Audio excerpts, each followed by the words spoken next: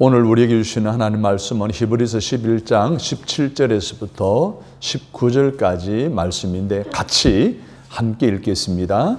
아브라함은 시험을 받을 때 믿음으로 이삭을 드렸으니 그는 약속들을 받은 자로 돼 그 외아들을 드렸느니라. 그에게 이미 말씀하시기를 내 자손이라 칭한 자는 이삭으로 말미암으리라 하셨으니 그가 하나님이 능히 이삭을 죽은 자 가운데서 다시 살리실 줄로 생각한지라. 비유컨대 그를 죽은 자 가운데서 도로 받은 것이니라.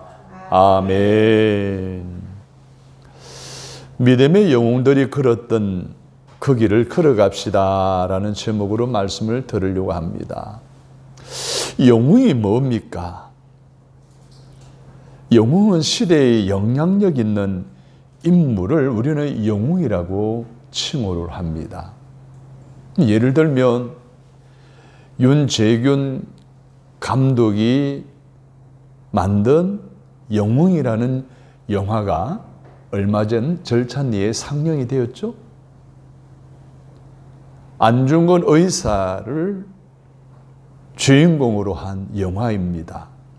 일제 압박 시절에 이토 히로부미를 저격하는 그 과정, 즉 동양의 평화를 위해서 젊음을 기치를 떨쳤던 오늘 이 시대에 진정한 영웅의 모습을 보여준 영화, 잔잔한 감동을 이 나라의 많은 이들에게 주어드렸습니다.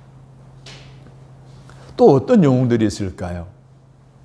안중근 의사와 같은 영웅과 반대들은 일그러진 영웅도 있지 않을까요?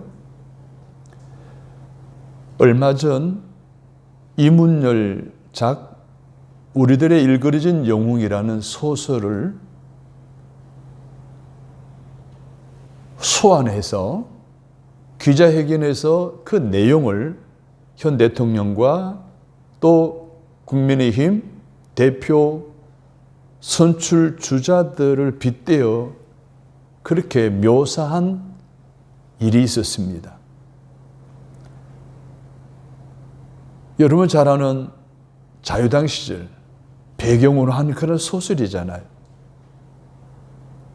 오늘 이 시대는 이렇게 많은 영웅들이 있는데 참된 영웅이 있는가 하면 일그러진 영웅들이 있습니다.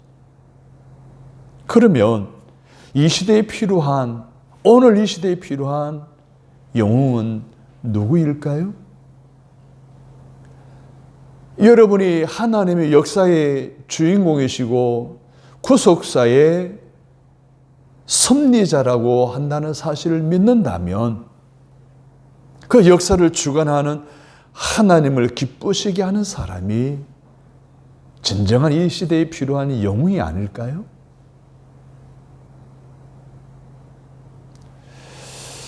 하나님을 기쁘시게 해드릴 수 있는 믿음의 사람, 이 시대에 필요한 영웅이라고 저는 그렇게 생각하고 있습니다.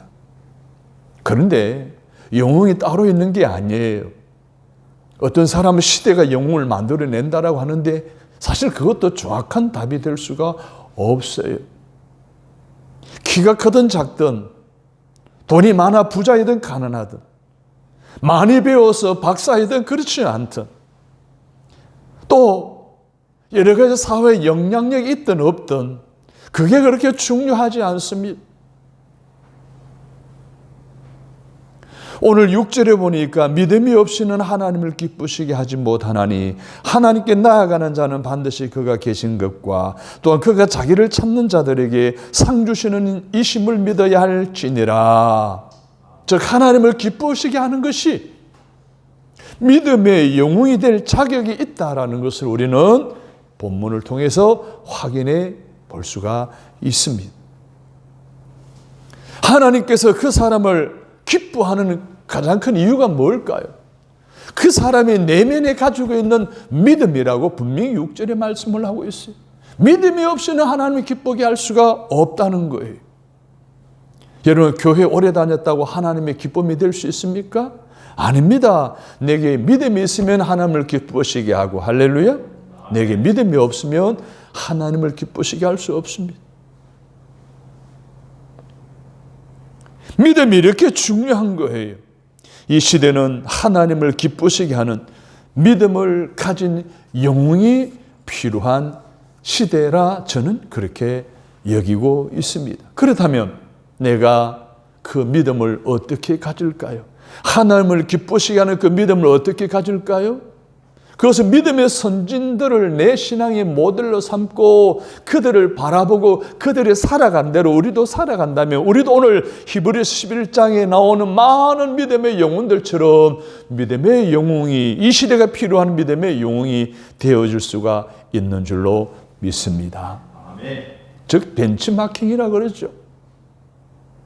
우리 신앙의 선조들의 그 모델들을 벤치마킹하는 거예요. 믿음의 사람들을 보면 되는 거예요. 하나님께서 이미 인정하신 사람들을 보면서 그 사람들의 삶의 태도를 배우면 우리도 하나님이 기뻐하시는 믿음의 영웅이 되어질 수 있는 줄로 믿습니다. 안중근 같은 아니면 또 반대되는 일그러진 영웅 같은 이 시대가 만들어내고 이 시대의 사람들이 그렇게 원하는 그런 영웅들은 오늘 성경에 의하면 믿음으로 하나님을 기쁘시게 하는 자들이 영웅이 될 수 있다는 가르침. 그렇다고 한다면 오늘 우리도 이 시대에 필요한 영웅이 될 수 있다라고 하는 그러한 자신감과 확신을 가지고 오늘 주시는 하나님의 말씀을 통해서 다시 한 번 더 일그러진 영웅이 아닌 참된 영웅, 오늘 성경에 나오는 많은 모델들의 그 믿음의 신앙의 모습들을 배우고 본받아 오늘 이 시대가 필요로 하는 믿음의 영웅으로 살아갈 수 있는 믿음의 결단의 은혜가 저와 여러분에게 있기를 주님의 이름으로 축복합니다. 아멘. 첫 번째로는 아벨이 진정한 믿음의 영웅이었습니다. 아벨은 어떤 면에서 영웅이었을까요? 하나님께 참된 예배를 드린 영웅이었습니다. 4절 말씀을 보십시오. 믿음으로 아벨은 가인보다 더 나은 제사를 하나님께 드림으로 의로운 자라 하시는 증거를 얻었으니 하나님이 그 예물에 대하여 증언하심이라. 그가 죽었으나 그 믿음으로서 지금도 말하느니라. 왜 하나님은 아벨을 기뻐하셨을까요? 왜 하나님은 아벨을 믿음의 사람이라고 말했을까요? 오늘 우리가 아벨을 통해 배울 수 있는 것은 믿음의 행위가 아니라 믿음의 태도를 배우게 수가 있습니다.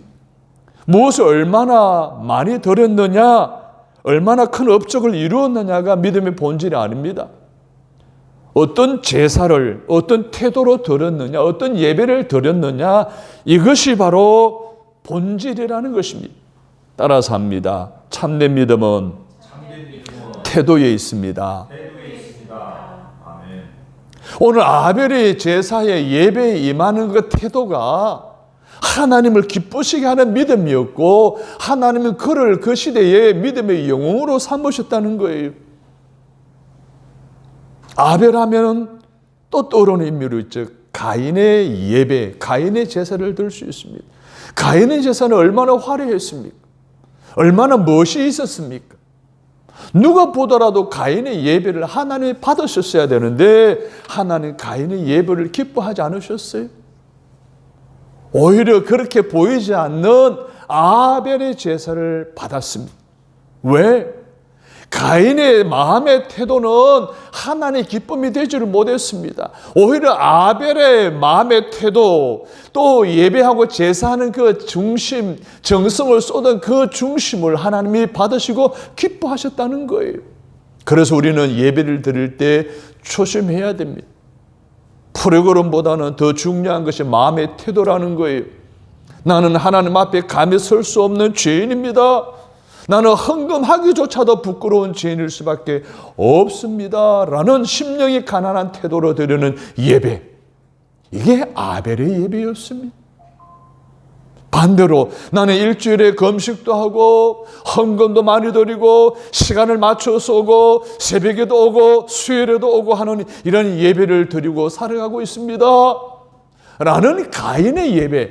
마음의 정성이 아닌 형식적인 남에게 보이기 위한 그런 예배의 태도, 하나님이 받으시지 않으신다는 거예요. 나는 죄인입니다. 심령이 가난한 태도로 드리는 예배, 그리고 자랑하고자 하는, 드러내고자 하는, 남에게 보이고자 하는 예배, 이것이 바로 아벨의 예배였고 가인의 예배였습니다. 그런데 우리 하나님 가인의 예배를 받지 않으셨어요. 하나님 기뻐하지 않으셨어요. 오히려 아벨의 예배를 받으시고 기뻐하신 줄로 믿습니다. 아멘. 자, 태도에 있어서 진정한 믿음으로 드리는 예배가 참된 예배인 줄로 믿습니다. 아멘. 여러분, 진정한 믿음은 참된 예배, 진실한 예배, 영적인 예배, 내적인 예배자로서의 마음의 태도입니다. 자, 잘 들어보세요. 간음하지 않는 것도 중요합니다. 겉으로. 그러나 속으로 여성을 보고 간음하는 마음을 갖는 것, 품지 않는 것, 그런 마음을 갖지 않는 것, 이것이 중요하다는 거예요. 겉으로 살인하지 않는 것이 중요한 것이 아니라 더 중요한 것은 마음으로 사람들을 향해서 욕을 하고 미워하고 라가라 그러고 마음으로 살인하는 것, 여러분, 이것이 더 나쁘다는 거예요. 아벨을 통해서 배우는 첫 번째 믿음의 교훈은 믿음은 어떤 행동이나 업적이 아니라 마음의 태도입니다. 예배를 드리는 자세입니다. 마음의 태도인 마음과 뜻과 성품과 정성을 다한 참된 예배자로 하나님을 기쁘시게 해드리는 오늘날 이 시대에 아벨 같은 믿음의 영웅으로 살아가는 예배의 성공자가 다 되어지기를 주님의 이름으로 축복합니다. 두 번째로는 에녹입니다. 에녹은 죽음을 보지 않은 믿음의 영웅이었습니다. 죽음을 경험하지 않는 영웅이었다는 거예요. 에녹을 통해 배우는 믿음의 본질을 5절에서 말하고 있습니다. 5절 말씀 같이 읽습니다. 시작. 믿음으로 에녹은 죽음을 보지 않고 옮겨졌으니 하나님의 저를 옮기심으로 다시 보이지 아니하였느니라. 그는 옮겨가기 전에 하나님을 기쁘시게 하는 자라 하는 증거를 받았느니라. 에녹은 죽음을 보지 않고 직통으로 천국에 올라갔습니다. 어떻게 이것이 가능했을까요? 간단합니다. 에녹은 살아있을 동안에 하나님을 기쁘시게 했기 때문인 거예요. 그럼 어떻게 에녹은 하나님을 기쁘시게 했습니까? 그의 삶이었어요. 그의 삶이 늘 주님과 동행했어요. 그 삶이 항상 하나님 한가운데 거하고 있었어요. 에녹의 삶 자체가 하나님 보실 때에 좋았다는 거예요. 그래서 하나님께서 에녹을 죽음을 통하지 않고 바로 산채로 천국으로 직행으로 이끌어 가신 줄로 믿습니다. 그의 생각, 그의 마음 등 모든 것이 하나님 보시기에 너무 예뻤던 거예요. 여러분, 눈에 넣어도 아프지 않을 자식이라 그러지 않습니까? 그만큼 사랑하기 때문에 그래요. 여러분, 우리가 살아가는데 보면은 그러잖아요. 자식을 키우다 보면은 괜히 주는 것도 없이 미운 사람들, 자식들이 있어요. 하는 짐과 말들이 다 미워요. 근데 어떤 아이들은요, 어떤 사람들은요, 조금 미워져 돼도요, 다 용서가 돼요. 다 받아들여져요. 다 이해가 되어지는 거예요. 하나님이 에녹을 볼 때 그랬다는 거예요.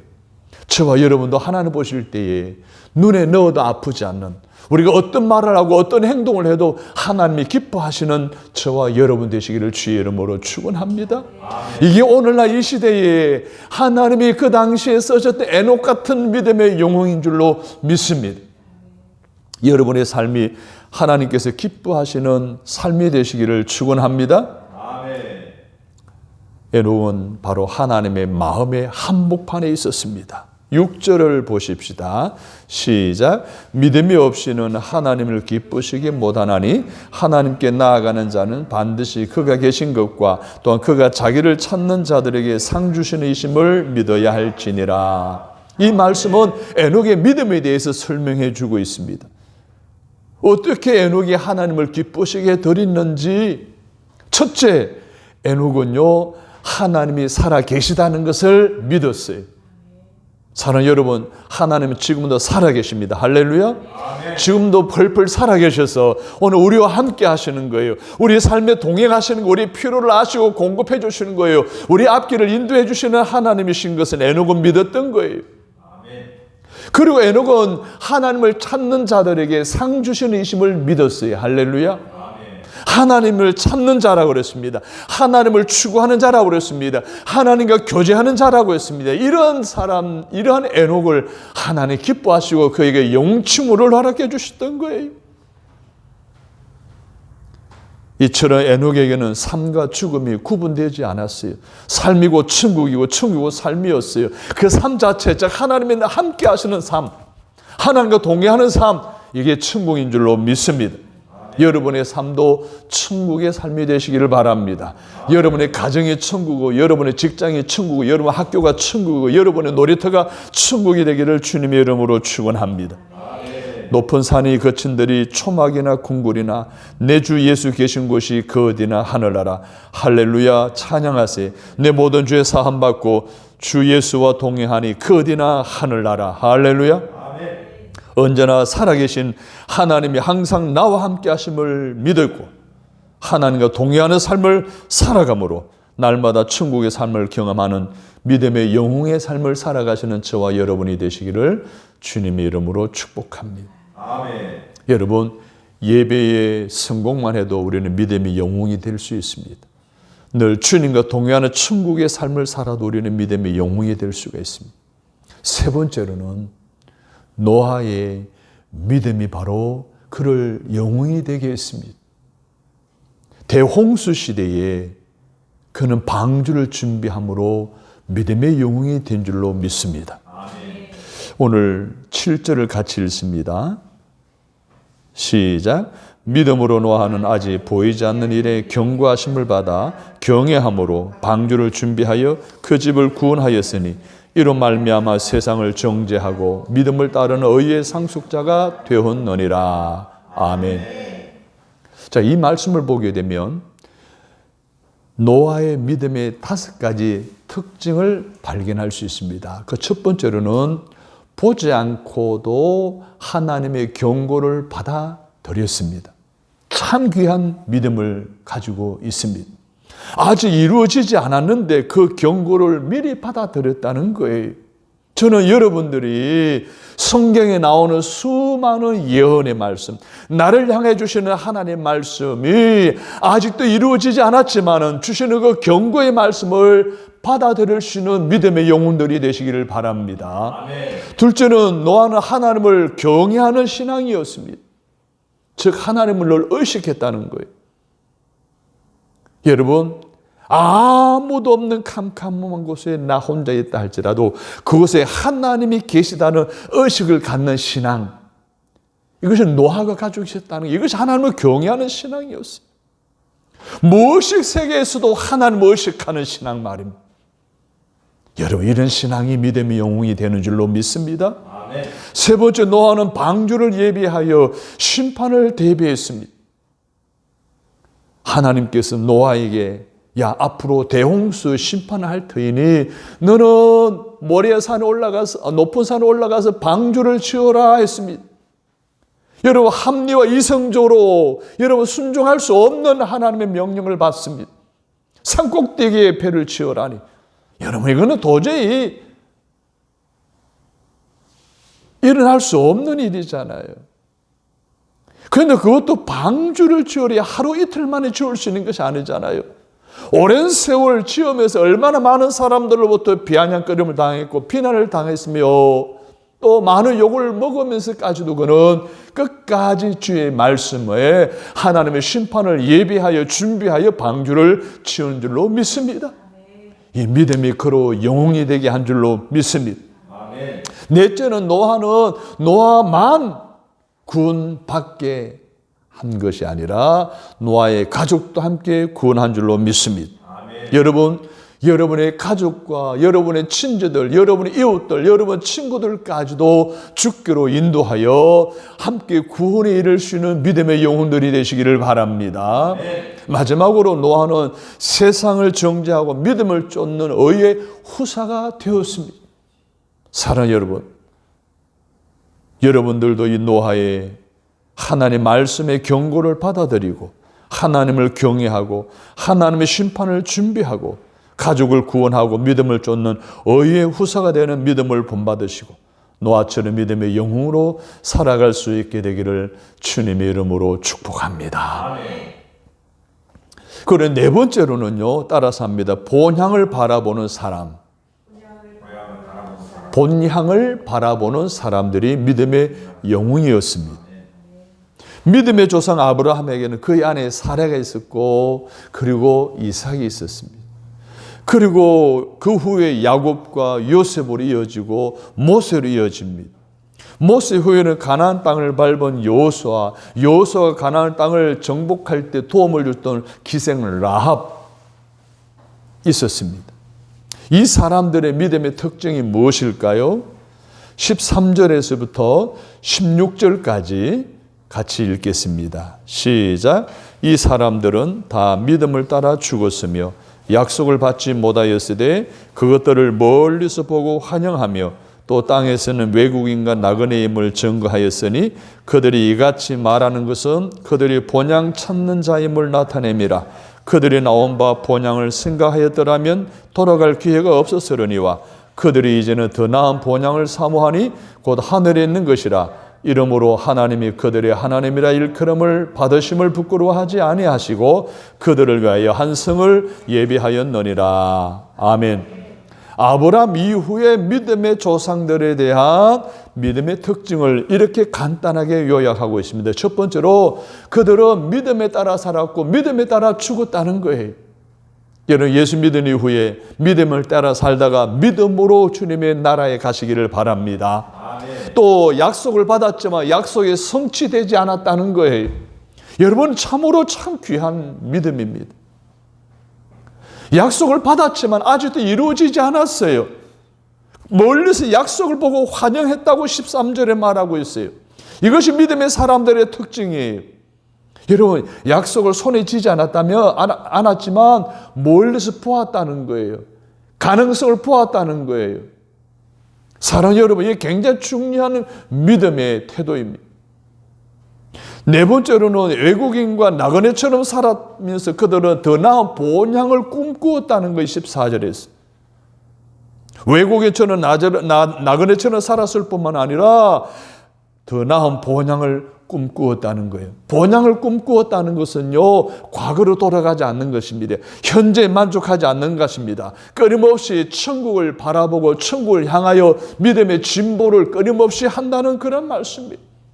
사랑하는 여러분, 이게 아브라함 이후에 믿음의 선조들이 보여준, 믿음의 영웅들이 보여준 오늘날 우리에게 가져야 할 꼭 필요한 믿음인 줄로 믿습니다. 이 땅에 살아가면서도 이 땅에 목표를 두지 않습니다. 하늘나라에 목표를 두는 거예요. 이 땅에 여러 가지 많은 것들에 연연해하지 않습니다. 오직 하늘나라의 영원한 상급을 사모하며 살아가는 사람들입니다. 즉, 더 나은 하나님의 본향을 보았던 삶. 이게 아브라함 이후의 믿음의 영웅들의 특징이었습니다. 사랑하는 여러분, 믿음의 영웅들처럼 이 땅에 살지만 이 땅의 것에 연연하지 않고 하늘 약속을 보고 약속을 희망하고 더 나은 세계인 하늘 본향을 보고 살아가시는 믿음의 영웅들이 다 되어지시기를 주님의 이름으로 축복합니다. 아멘. 자, 아브라함의 뒤를 이어 믿음의 선진들 또한 믿음의 영웅이자 클라이막스였습니다. 오늘 아브라함에 있어서 굉장히 중요한 믿음의 사건이 있는데 모리아산에서 백세에 얻은 독자 이삭을 번제로 바치는 일이었습니다. 아브라함의 전 재산이었습니다. 아브라함의 전부였습니다. 그것을 하나님이 번제로 바치라는데 그 말씀에 순종하여 모리아산에 가서 번제로 드리려고 합니다. 여러분, 이게 아브라함의 클라이막스예요. 여러분, 우리 신앙의 클라이막스는 어디에 있는 줄 알아요? 내가 가장 중요한 것을 내려놓는 거예요. 포기하는 거예요. 할렐루야. 하나님의 영광을 위해서, 하나님의 말씀에 순종하는 삶을 위해서 포기하고 내려놓는 것이 바로 오늘 저와 여러분의 믿음의 클라이막스에 있는 줄로 믿습니다. 아멘. 내 자식일 수 있습니다. 내 재산일 수 있습니다. 내 건강일 수 있습니다. 내 명예, 내 직장일 수 있습니다. 근데 하나님은 아브라함에게 내 아들 이삭을 나에게 바치라. 그렇게 바치려고 했을 때 하나님이 멈춰라. 네가 이제 나를 사랑한 줄 내가 알았다 하시며 또다시 하늘의 별처럼 바다의 모래알처럼 내 후손들이 복되게 하리라. 놀라운 축복의 음성을 듣지 않습니까? 사랑하는 여러분, 여러분이 가진 가장 소중한 것을 내려놓는 것이 여러분 믿음의 클라이막스입니다. 여러분, 믿음은 순탄한 길을 뛰어가는 것이 아닙니다. 절벽에 뛰어내리는 거예요. 실상은 사느냐 죽느냐가 믿음의 세계입니다. 사랑하는 여러분의 믿음이 최고이기를 바라고 여러분의 믿음의 영웅이 되기를 바란다면 최고라고 생각하는 것을 포기하시기를 주님의 이름으로 바랍니다. 이 신앙을 하나님께서 믿음의 선진들, 아브라함 이후에 많은 신앙의 선진들을 통해서 그들로 하여금 믿음의 영웅이 되게 한 줄로 믿습니다. 뿐만 아닙니다. 성경은 우리를 위대한 믿음의 영웅 모세에게로 이끌어갑니다. 모세의 믿음의 특징을 볼까요? 25절, 26절 같이 읽겠습니다. 함께 큰 목소리를 읽습니다. 시작. 도리어 25절, 26절 시작. 도리어 하나님의 백성과 함께 고난받기를 잠시 죄악의 낙을 누리는 것보다 더 좋아하고 그리스도를 위하여 받는 수모를 애굽의 모든 부하보다 더 큰 제물로 여겼으니 이는 상주심을 바라봅니다. 아멘. 우리는 모세를 믿음의 영웅이라 그럽니다. 이스라엘 민족의 지도자라 그럽니다. 여러분, 유대 사람들 가운데 모세라는 이름이 참 많습니다. 왜냐하면 모세 같은 믿음의 영웅 되기를 바라는 마음으로 아이들이 이름을 짓습니다. 옛날에도 유명한 인물을 이름을 그대로 따와서 짓는 부모들이 참 많았지 않습니까? 우리 자식도 그런 아들이 되기를 바라는 마음으로. 모세가 그런 사람이 이스라엘 백성들에게 있었어요. 근데 모세의 신앙, 모세의 믿음은 어떻다라고요? 오늘 성경에 보니까 이렇게 말하고 있습니다. 무언가를 보았다는 거예요. 그리고 모든 것을 버렸다는 거예요. 모세는요, 애굽의 공주의 아들이었습니다. 애굽의 공주의 아들이었다라고 한다면 왕이 될 수 있는 한 두 번째 서열에 있는 모세였습니다. 그 왕궁에 계속 생활하기만 하면은 그 나라를 송두리째 소유할 수 있는 그런 위치에 있었던 그는 그것을 온전히 포기했어요. 다 내려놨어요. 왜 그랬을까요? 무언가를 보았기 때문에. 뭘 보았습니까? 이는 상주심을 바라봄이라 했습니다. 천국을 본 사람들은 이 세상의 명예나 물질이나 전통을 쉽게 놓을 수가 있습니다. 그런 의미에서 본다면 그리스도인들은 모두가 다 혁명가라고 말할 수가 있습니다. 혁명가는 뭡니까? 모든 걸 다 내려놓지 않습니까? 다 기독교를 다 내려놓지 않습니까? 기독교를 포기하고 전통을 부수는 이러한 혁명가 말입니다. 그런 사람들에게 새로운 세계가 도래하는 줄로 믿습니다. 아멘. 모세가 그랬던 거예요. 다 내려놓았어요. 이 나라, 이스라엘 나라를 위해서 지도자로 쓰임받게 되어져 그는 믿음의 영웅이 될 수가 있었습니다. 사랑하는 여러분, 예수 믿기 이전에 가치관, 삶의 목적을 다 내려놓고 천국을 바라보시기를 바랍니다. 하늘나라 상급을 바라보시기를 바랍니다. 그것을 바라볼 때 그 모든 것을 내려놓을 수가 있습니다. 모세 같은 믿음의 영웅으로 살아가시는 이 시대에 필요한 일꾼들이 다 되시기를 주님의 이름으로 축원합니다. 아멘. 그리고 모세 이후에 이어지는 믿음의 계보에 든 사람들이 다 믿음의 영웅들이었습니다.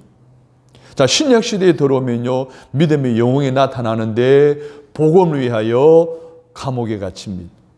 복음을 위하여 순교를 당합니다. 집을 떠나게 됩니다. 직업도 떠나게 됩니다. 많은 사람들로부터 미움을 받습니다. 가전 고난과 역경과 시련과 핍박을 다 당합니다. 복음을 위해 살았던 그들이 다 믿음의 영웅들이었습니다. 이 사람들 뿐이었습니까? 초대교회 보시면 순교한 교인들이 얼마나 많은지 모릅니다. 카타콤이라고 하는 그러한 말을 여러분 잘 아시듯이 수많은 사람들이 순교를 당한 믿음의 영웅들이 있었습니다. 초대교회뿐입니까? 기독교 2000년 역사 속에서도 얼마나 많은 순교가 있습니까? 우리나라에도 얼마나 많은 순교사들이 순교자들이 있습니까? 서울 양화전에 가면 선교사들의 무덤이 있어요. 이 한국의 암울한 땅에 와 생명과 희망을 비추는 복음을 전함으로 이 나라가 하나님 나라가 되어지기를 위해 희생하며 헌신하다가 이 땅에 죽어 묻힌 순교자들, 선교사님 모두가 다 믿음의 영웅입니다. 이들은 아벨, 에녹, 노아, 아브라함, 이삭, 야곱, 요셉, 모세, 다니엘, 구약의 모든 예언자들, 사도행전에 나오는 모든 사도들, 2000년 동안 순교했던 수많은 믿음의 영혼들과 같은 길을 걸었던 선교사님들이었습니다. 여러분도 이 시대에 그 길을 가야 하는 성도인 줄로 믿습니다. 아멘. 이것이 교회입니다. 이것이 그리스도인입니다. 이것이 믿음입니다. 이 사람들의 특징을 33절부터 40절까지 이렇게 묘사하고 있습니다. 같이 한 목소리로 읽겠습니다. 33절부터 40절 시작. 그들은 믿음으로 나라들을 이기기도 하며 의를 행하기도 하며 약속을 받기도 하며 사자들의 입을 막기도 하며 불의 세력을 멸하기도 하며 칼날을 피하기도 하며 연약한 가운데서 강하게 되기도 하며 전쟁에 용감하게 되어 이방 사람들의 진을 물리치기도 하며 여자들은 자기의 죽은 자들을 부활로 또 어떤 이들은 더 좋은 부활을 얻고자 하여 심한 고문을 받되 구차히 풀려나기를 원하지 아니하며 또 어떤 이들은 조롱과 채찍질 뿐 아니라 결박 옥에 갇히는 시련도 받았으며 돌로 치는 것과 톱으로 켜는 것과 시험과 칼로 죽임을 당하고 양과 염소의 가죽을 입고 유리하여 궁핍과 환난과 학대를 받았으니 이런 사람은 세상이 감당치 못하느니라. 그들이 광야와 산과 동굴과 토굴에 유리하였느니라. 이 사람들은 다 믿음으로 말미암아 증거를 받았으나 약속된 것을 받지 못하였으니 이는 하나님이 우리를 위하여 더 좋은 것을 예비하셨은즉 우리가 아니면 그들로 온전함을 이루지 못하게 하려 하심이라. 아멘. 이 사람들의 특징이 무엇입니까? 그들은 고난을 받았다는 거예요. 37절을 보십시오. 궁핍과 환난과 학대를 받았으니, 여러분 믿음의 사람들이 이 세상에서 고난을 받았다는 거예요. 그런데 기쁘게 받았다는, 고난을 피하지 않았다는 거예요. 여러분 오늘 우리가 믿음의 생활하면 예수 그리스도를 믿으면 복을 받는다라고 하는 이 생각을 수정해야 됩니다. 물론 예수 믿으면 복을 받지만 고난도 함께 받고 고난을 통과해야 멸류관이 있고 천국이 있는 줄로 믿습니다. 두 번째로 이 사람들을 이 세상이 감당할 수 없다는 거예요. 38절을 보십시오. 이런 사람은 세상이 감당치 못하느니라. 할렐루야. 여러분을 세상이 감당하지 못한다는 거예요. 여러분 학교에서 여러분의 친구들이 여러분을 감당하지 못하고, 여러분 직장에서 여러분의 직장 동료들이, 직장 상사들이 감당하지 못하고, 여러분이 살고 있는 마을에서 여러분의 삶의 많은 사람들이 여러분을 감당하지 못한다는 거예요. 여러분의 믿음이 어떠한 조직이라도 감당할 수 없는 영향력 있는 여러분의 믿음의 영웅으로서의 삶을 살아가시기를 주님의 이름으로 축복합니다. 그리고 이들은 믿음의 증거가 많다는 거예요. 여러분 믿음에는 증거가 따릅니다. 증거가 있는 곳에는 믿음이 있어요. 여러분의 신앙생활 속에 많은 믿음의 증거들을 경험할 수 있는 저와 여러분 되셔서 날마다 간증하며 살아가게 되기를 간절히 바랍니다. 증거가 있는 믿음의 생활 얼마나 중요합니까? 기도 응답이 있습니다. 전도의 열매가 있습니다. 헌신의 기쁨이 있습니다. 예배 드릴 때 하나님 만나고 음성을 듣는 은혜가 있습니다. 직장 생활에서 그리스도의 한계 빛을 발하는 삶을 통해 선한 영향을 끼치는 삶이 있었습니다. 이게 바로 증거하는 삶인 거예요. 그런 증거하는 삶을 살아갈 수 있다면 여러분들도 믿음의 영웅인 줄로 믿습니다. 39절에 보니까 믿음의 사람들은 약속을 보지 못하고 죽었습니다. 그렇지만 그들은 믿음으로 죽었습니다. 사랑하는 여러분, 세상에 감당할 수 없는 사람, 고난 가운데도 믿음을 끝까지 지키되 날마다 그 가운데 간증하며 살아가는 저와 여러분이 되시기를 바랍니다. 아멘. 자, 이 사람들은 절망시키고 불행하게 만들고 슬퍼하게 하는 것은 세상에 없습니다. 그 어떤 것도 그 사람들이 걸어가는 그 길을 막아설 수가 없습니다. 위험을 안고 폭탄을 안고 살아가면서도 새 하늘과 새 땅 본향을 바라보는 그들의 삶을 어느 누구도 감당할 수가 없습니다. 이것이 믿음의 사람들의 특징입니다. 사랑하는 여러분, 여러분이 믿음의 영웅처럼 살았으면 좋겠습니다. 믿음의 영웅이라 일컬음 받으며 살아갔으면 좋겠습니다. 그래서 그들이 걸었던 길을 여러분들도 걸어가 이 시대의 믿음의 영웅으로서의 거룩한 흔적을 남기며 살아가는 저와 여러분이 다 되시기를 주님의 이름으로 축복합니다. 아멘. 하나님 아버지, 우리도 믿음의 영웅들의 발자취를 따라가는 사람들이 되어지도록 말씀을 통해 배우고 깨닫고 결단케 하여 주신 것 감사합니다. 아멘. 그 길을 걸어갈 때 믿음의 영웅들처럼 고난을 두려워 말게 하여 주옵소서. 아멘. 죽음을 두려워하지 말게 하여 주옵소서. 아멘. 더 나은 본향을 늘 바라보며 살아가며 이 세상, 이 현실, 내가 중요하다고 여기는 것까지 다 내려놓고 포기하고 살아갈 수 있는 믿음의 발걸음 되게 동행하여 주옵소서. 예수님의 이름으로 기도드립니다. 아멘.